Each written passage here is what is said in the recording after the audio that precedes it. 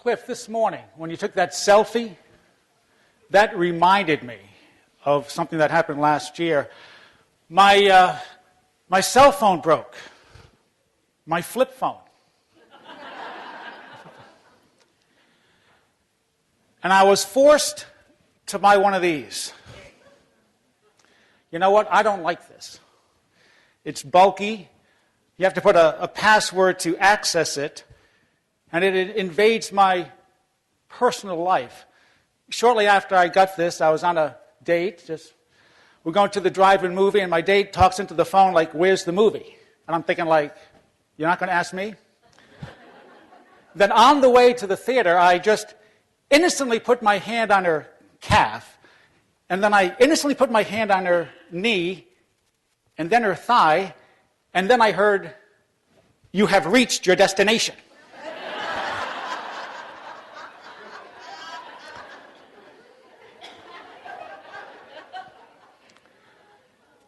The movie was good, though. It's no secret that the smartphone has trampled over the flip phone, and it's trampling over something else. Do you know what it is? Our brain. I have come to defend the brain.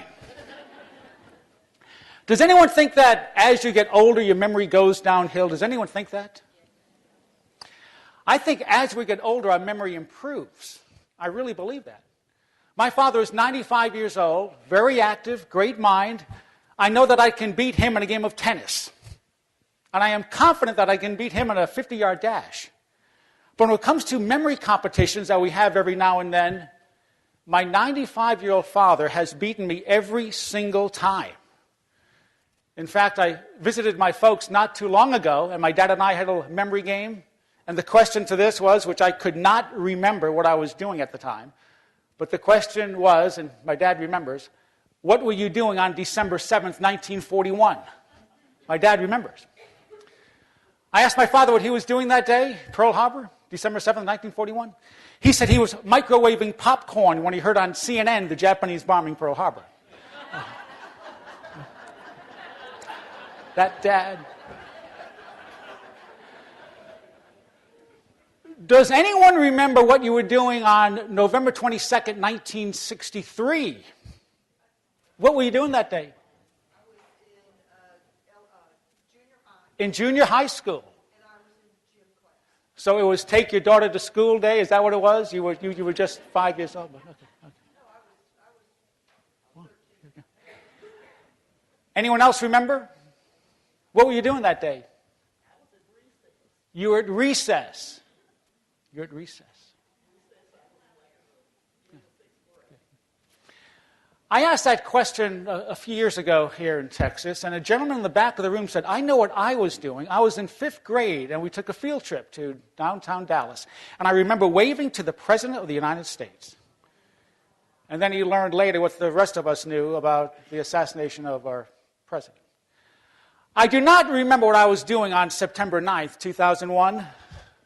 I have no idea. But 2 days later, I remember. And how do we remember? Because of the terrorist attack. In order to remember new information, we connect it to what we already know. Have you ever walked into another room of your house?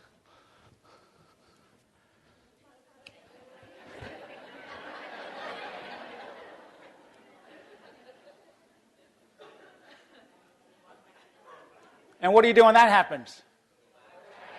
You go back to the other room to say, "That reminds me." I used to do that all the time, but I no longer do that anymore. Ever since I moved into a one-room efficiency. But about 20 years ago, I was in the Toastmasters Club. Is anyone familiar with Toastmasters, where you give speeches? And at the time, I was in the insurance business, and I had one of the best memories in the insurance business. 4 years selling insurance, I remembered every single one of my clients. And I still do to this day. Every person who I sold insurance to, I remember their names. And they are as follows. My sister Joan, my Uncle Leo, didn't last too long in insurance. But when I was in Toastmasters, every few weeks I have to come up with a speech topic, and I didn't know what to speak on, so I pulled a book out on memory, and I pulled it out, and I gave a talk on it, and it changed my life. This is what I do now. And I firmly believe that this is the most important topic there is, yet often overlooked, because everything in life involves memory. I realize